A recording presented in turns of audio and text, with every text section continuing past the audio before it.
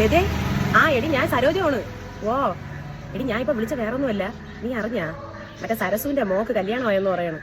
ഓ പൈസയൊന്നും ആവാത്തോണ്ട് എല്ലായിടത്തും പൈസ ചോദിച്ചുകൊണ്ട് നടക്കണം. ഓ അപ്പൊ ഞാൻ നിങ്ങളെ വിളിച്ചത് വേറൊന്നുമല്ല, നിങ്ങളെ വിളിക്കും, പൈസയ്ക്ക് വേണ്ടി നിങ്ങളെ വിളിക്കും. പക്ഷെ നിങ്ങൾ എന്ത് വന്നാലും പൈസ കൊടുക്കരുത്. ഓ കാരണം എടി കൊടുത്തു കഴിഞ്ഞാൽ ഇതിനൊന്നും കിട്ടൂലെന്ന്. ഓ ആ പെണ്ണിന്റെ കല്യാണം നടക്കണത് നടക്കാത്തതെന്ന് നമ്മൾ അറിയേണ്ട കാര്യമില്ല. അതുകൊണ്ട് നീ എന്ത് വന്നാലും നിന്നെ വിളിക്കുകയാണെങ്കിൽ നീ പൈസ കൊടുക്കരുത്. കാരണം നമ്മളിപ്പോ ആരെ സഹായിക്കേണ്ട കാര്യമില്ല. നമ്മളിതിന് സഹായിക്കണത് നമ്മൾ സഹായിക്കുകയേ ചെയ്യരുത്. നമ്മളെ പൈസ നമുക്കുള്ളതാണ്. എന്റെ പരിധിയിലുള്ള എല്ലായിടത്തും ഞാൻ ഇപ്പൊ വിളിച്ച് പറയാനാ, എന്ത് വന്നാലും പൈസ 1 രൂപ കൊടുക്കരുത്. ഓ ഇവര് വേണമെങ്കിൽ നടത്തിട്ട് അവരെ മോളെ കല്യാണം അവർക്ക് പറ്റണതുപോലെ അവരൊക്കെ നടത്തണം. അല്ലാതെ കടവും വാങ്ങിച്ചല്ല അവർ നടത്തേണ്ടത്. കടം വാങ്ങാൻ 1 രൂപ എന്ത് വന്നാലും കൊടുക്കരുത് കേട്ടാ.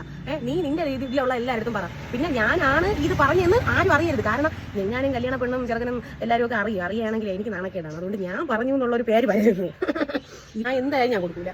അവള് വേണമെങ്കിൽ കല്യാണം നടത്തി എന്തെങ്കിലും ചെയ്തിട്ട് കടം വാങ്ങിക്കൊണ്ട് നടക്കണം. നാണം ഇല്ലല്ലോ ഇതിനൊക്കെ, നാണം.